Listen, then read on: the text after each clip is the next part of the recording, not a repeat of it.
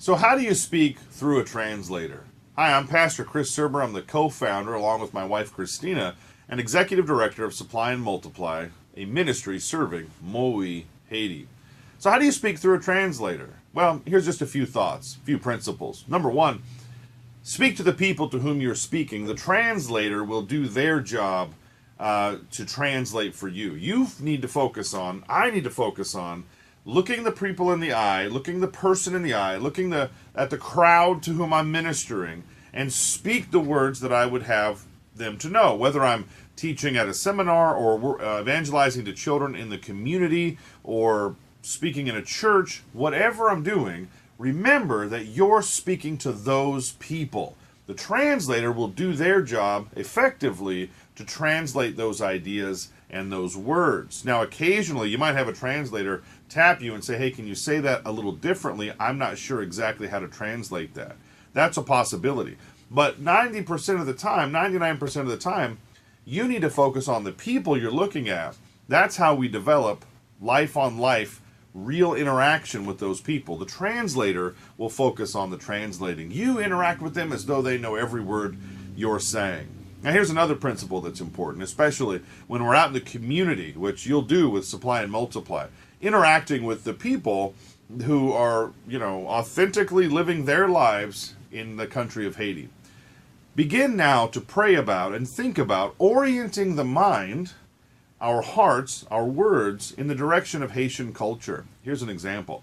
If we are out in the community and we're interacting with someone in their home is going to look nothing like your home or mine.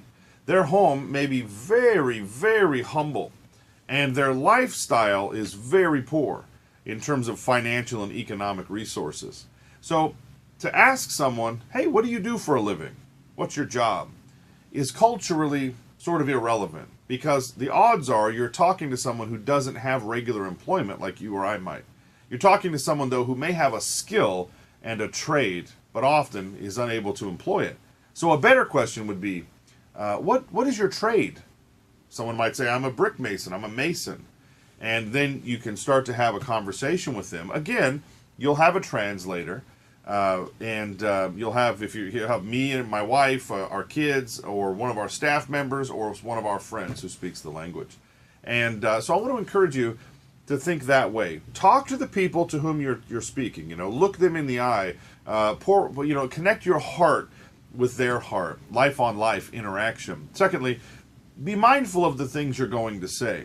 When I first started preaching in Haiti, I had to ditch a lot of the sermon illustrations that I had used often up to that point, or that I would often create on the spot, because the culture is different. There aren't malls and there aren't fast food places, and our lifestyle is very different. So be sensitive. This is maybe the third principle. Be sensitive. Be incarnational. Jesus left the throne of heaven to come into human flesh to rescue us. If we have a real serious interest in doing effective cross-cultural ministry in terms of connecting in a life-on-life kind of way to bring the kingdom to bear in Haiti, then what we're going to have to do is to be sensitive to that culture, not disrespectful to that culture. There are some things that are just different. There are some things that you're going to have a hard time wrapping your mind around. But let's do our best when speaking through a translator to say things that don't put the translator in an awkward position. You can't insult the people and expect the translator to have to do that. He has to live there. These are his people. You can't be insensitive to the people and expect to put him in that position. So the translator is working for you and for me to help us to develop real life on life human interaction, the foundation of which, that foundation gives us the opportunity for all of the Christ compassion and evangelistic work that Supply and Multiply does. So keep these three principles in mind when speaking through a translator. Talk to the people to whom you're talking, not the translator. He'll do that work. Secondly, be sensitive. Be intentional about the kinds of questions we ask. And then lastly, be concerned for the people. Be concerned. Don't put your translator in an awkward position. And also, that kind of overlaps with that sensitivity piece. Let's be on mission, on fire for the Lord Jesus Christ, and do everything we can not to put a stumbling block in the path of those to whom we seek to minister.